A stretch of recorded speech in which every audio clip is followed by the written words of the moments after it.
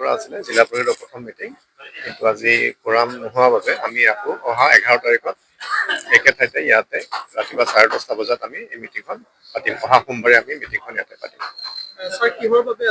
আজি আচলতে কোৰাম নহ'ল, যিটো কোৰাম লাগে 4জন থাকিব লাগে, মই আহোঁতে নাছিলে, কোৰাম নোহোৱাৰ বাবে আজি নহ'ল, সেইবাবে আমি ৰিফিক্স কৰি দিছোঁ অহা সোমবাৰলৈকে।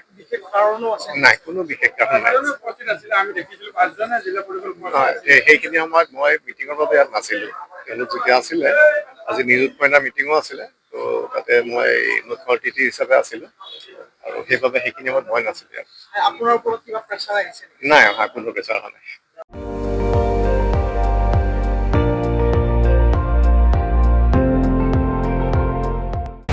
আপুনি চাই আছে ND24, সৰ্বশ্ৰেষ্ঠ নহয় সৰ্বোত্তমৰ দৌৰ।